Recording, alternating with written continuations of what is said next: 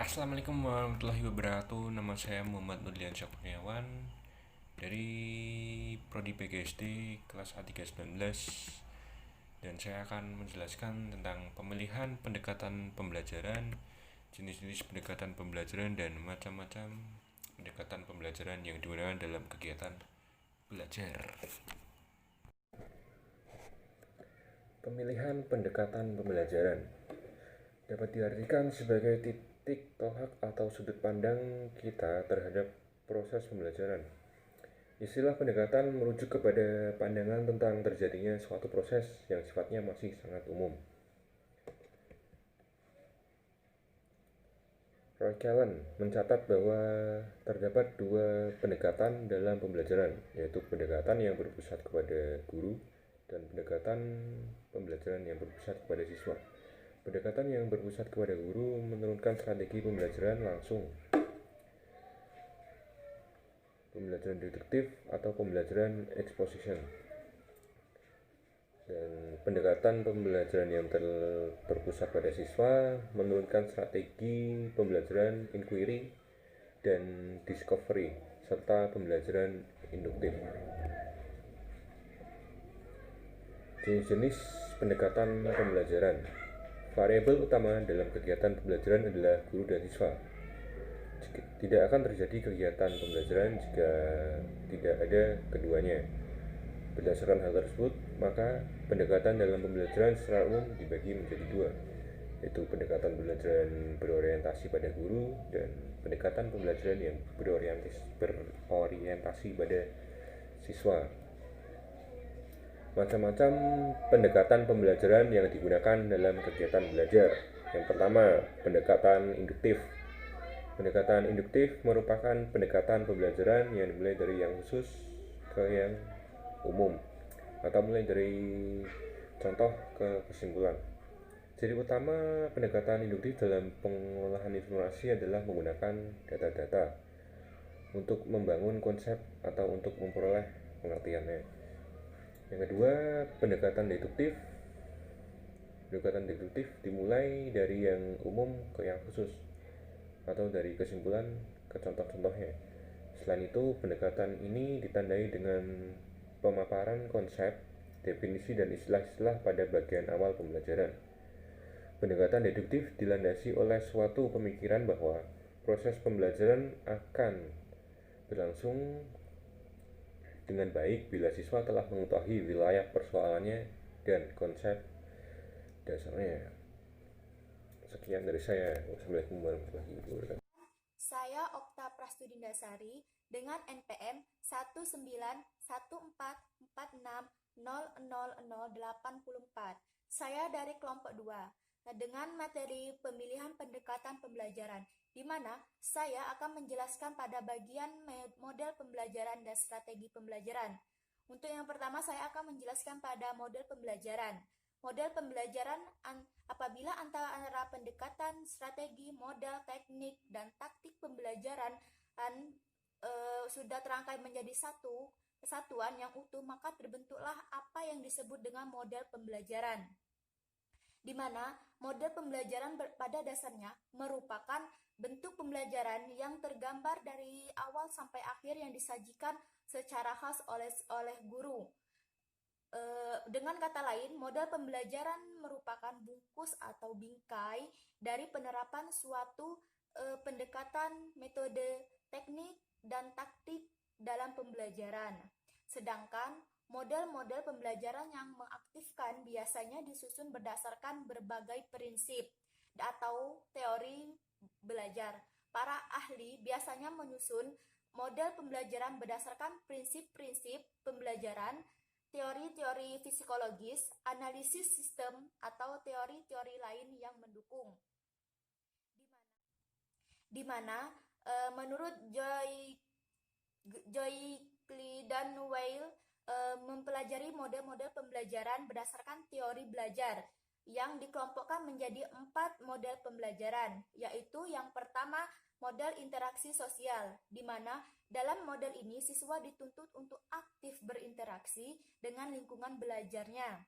Untuk model yang kedua yaitu model pemrosesan informasi, di mana menuntut siswa untuk aktif dalam memilih dan mengembangkan materi yang akan dipelajari. Untuk model yang ketiga, model personal, yaitu menuntut siswa untuk mampu mengeksplorasi dan mengembangkan materi yang akan disampaikan dengan kemampuan dalam kegiatan pembelajaran. Untuk model yang keempat yaitu modifikasi tingkah laku, yaitu siswa harus mampu mengembangkan kemampuan melalui tugas-tugas belajar, pembentukan perilaku aktif, dan manipulasi lingkungan untuk kepentingan belajar. Untuk penjelasan yang kedua yaitu tentang strategi pembelajaran, di mana dari pendekatan pembelajaran yang telah ditetapkan selanjutnya diturunkan ke dalam strategi pembelajaran. Neumann dan Logan, Abidin Samsudin Makmum 2003 mengemukakan 4 unsur strategi dari setiap usaha, yaitu yang pertama mengidentifikasi dan menetapkan spesifikasi dan kualifikasi hasil atau output dan sasaran atau target yang harus dicapai dengan mempertimbangkan aspirasi dan selera masyarakat yang memerlukannya. Untuk strategi yang kedua yaitu mempertimbangkan dan memilih jalan pendekatan utama atau basis way yang paling efektif untuk mencapai sasaran. Untuk strategi yang ketiga yaitu mempertimbangkan dan menetapkan langkah-langkah atau step yang akan ditempuh sejak titik awal sampai dengan sasaran. Untuk strategi yang keempat yaitu mempertimbangkan dan menetapkan tolak ukur atau kriteria dan patokan ukuran atau standar untuk mengukur dan menilai taraf keberhasilan usaha yang akan dilakukan. Jika kita terapkan dalam konteks pembelajaran, keempat unsur tersebut adalah yang pertama, menetapkan spesifikasi dan kualifikasi tujuan pembelajaran yakni perubahan profil, perilaku, dan pribadi peserta didik. Yang kedua, mempertimbangkan dan memilih sistem pendekatan pembelajaran yang dipandang paling efektif. Yang ketiga, mempertimbangkan dan menetapkan langkah-langkah atau prosedur, metode, teknik, dan taktik yang dalam pembelajaran yang efektif. Yang keempat, menetapkan norma-norma dan batasan minimum, ukuran keberhasilan atau kriteria, dan ukuran baku keberhasilan. Strategi pembelajaran menurut Huda 1999 antara lain yaitu terdiri dari 3. Yang pertama yaitu strategi utama dan strategi pendukung. Yang kedua yaitu strategi kognitif dan strategi metagonitif. Yang ketiga yaitu strategi sintaksis dan strategi semantik. Itulah yang dapat saya sampaikan dari penjelasan materi tentang model pembelajaran dan strategi pembelajaran. Nama saya Sartika, NPM 19144600091. Untuk kali ini saya akan membahas tentang apa itu yang dimaksud dengan metode pembelajaran. Jadi, metode pembelajaran sendiri artinya adalah cara yang digunakan untuk mengimplementasikan rencana yang sudah disusun dalam bentuk kegiatan nyata dan praktis untuk mencapai tujuan pembelajaran. Kemudian kita akan membahas tentang teknik-teknik pembelajaran. Yang pertama, menggunakan teknik ceramah. Pengertian dari teknik ceramah adalah teknik pembelajaran paling populer dan hingga saat ini paling sering digunakan oleh para guru. Pengertian dari teknik ceramah adalah guru memberikan materi di depan siswa secara lisan. Kemudian, teknik diskusi. Teknik diskusi adalah suatu teknik pembelajaran di mana guru menyajikan suatu permasalahan dan siswa diminta mengungkapkan ide, opini, argumentasi, serta narasi yang berkaitan dengan materi tersebut. Kemudian, teknik tanya jawab. Teknik tanya jawab adalah suatu teknik di mana guru memberikan berbagai pertanyaan kepada siswa yang bertujuan membangun pemahaman mereka akan materi yang sedang dipelajari. Kemudian, teknik penugasan. Teknik penugasan adalah pemberian tugas atau latihan soal atau instruksi pada siswa setelah guru selesai memberikan materi. Kemudian, teknik simulasi. Teknik simulasi adalah suatu teknik pembelajaran di mana siswa seolah-olah mengalami sendiri suatu momen atau peristiwa tersebut. Kemudian, teknik inquiry. Teknik inquiry adalah teknik di mana siswa diminta membahas sebuah permasalahan bersama dengan temannya dalam kelompok kecil.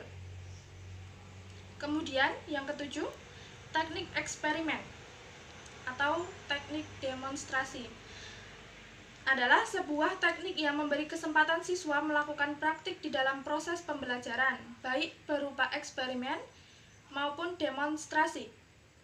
Kemudian, teknik karya wisata. Teknik karya wisata adalah teknik pembelajaran yang juga sangat disukai para siswa. Teknik ini merupakan sebuah teknik yang mengajak para siswa untuk mempelajari materi, bukan di dalam kelas, tetapi melalui kunjungan langsung ke sumber pembelajaran. Kemudian, teknik tutorial. Teknik tutorial ini salah satu teknik pembelajaran populer di mana guru lebih mengedepankan peran sebagai tutor atau mentor. Kemudian, teknik problem solving. Teknik ini adalah suatu teknik pembelajaran di mana siswa diminta, diberi kesempatan, dan dimotivasi untuk memecahkan suatu masalah yang sengaja disajikan dalam proses belajar mengajar. Kemudian, faktor-faktor apa saja yang mempengaruhi metode pembelajaran menggunakan teknik-teknik ini? Yaitu yang pertama, tujuan yang bermacam-macam, jenis dan fungsinya. Kemudian, peserta didik yang berbagai macam tingkat usianya. Kemudian, situasi yang berbagai macam keadaan. Kemudian, fasilitas yang berbagai macam kualitas dan kuantitasnya. Yang terakhir, pribadi guru serta kemampuan profesionalnya yang berbeda-beda. Perkenalkan, nama saya Vivi Lubitasari, NPM saya 191446001004. Nah, di sini saya akan menjelaskan beberapa teknik, yaitu yang pertama yaitu teknik karya wisata. Teknik karya wisata ini suatu teknik yang dipelajari oleh siswa yang dilakukan di luar sekolah. Nah, di mana teknik ini mengajarkan secara langsung kepada sumber pembelajarannya. Kelebihan dari teknik ini adalah anak dapat mendapatkan pembelajaran langsung dari sumber pembelajarannya dan mendapatkan pengalaman dari luar kelas. Sedangkan kekurangan dari teknik ini adalah biasanya guru lebih cenderung kepada biaya yang dikeluarkan untuk pergi ke luar kelas. Yang kedua yaitu teknik tutorial. Nah, teknik tutorial sendiri adalah pembelajaran populer di mana guru harus mengedepankan tutorial atau moderator. Nah, dari kelebihan dari teknik tutorial yaitu guru harus memberikan bimbingan dan panduan secara intensif, di mana penyampaian yang diberikan guru kepada siswa harus menggunakan praktek yang tepat dan baik. Dan kekurangan dari teknik ini adalah di mana guru harus mempersiapkan diri ketika guru memberikan tugas kelompok maupun individu kepada siswa, dan siswa itu akan membutuhkan bantuan atau pendampingan kepada gurunya. Teknik yang berikutnya yaitu teknik problem solving. Teknik problem solving adalah teknik yang diberikan kepada siswa di mana siswa diberikan kesempatan dan dimotivasi untuk memecahkan suatu masalah yang disajikan dalam bentuk belajar mengajar. Nah, kelebihan dari teknik ini adalah anak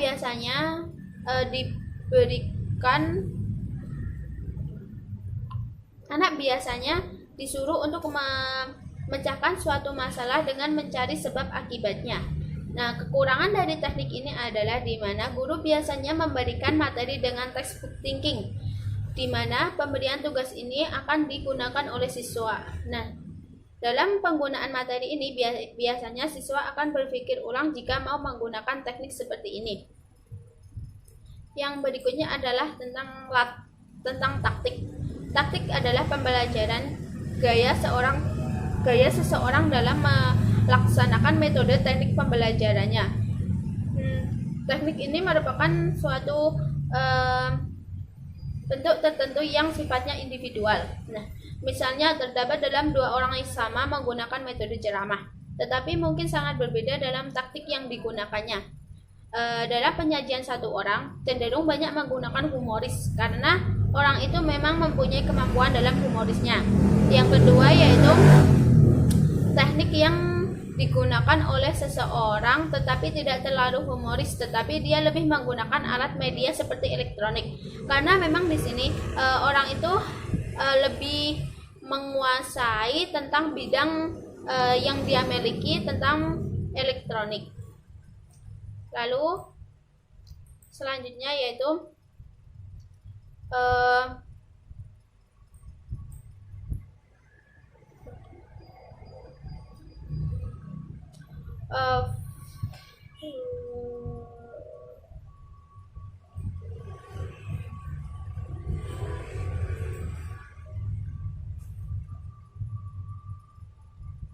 faktor yang mempengaruhi pembelajaran. Yang pertama yaitu faktor internal. Faktor internal dibagi menjadi dua bagian.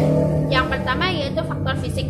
Faktor aktivitas belajar dan aktivitas yang menyangkut mentalnya serta pembentukan kepribadian dipengaruhi oleh kondisi perubahan fisiknya. Yang kedua adalah pengaruh psikis.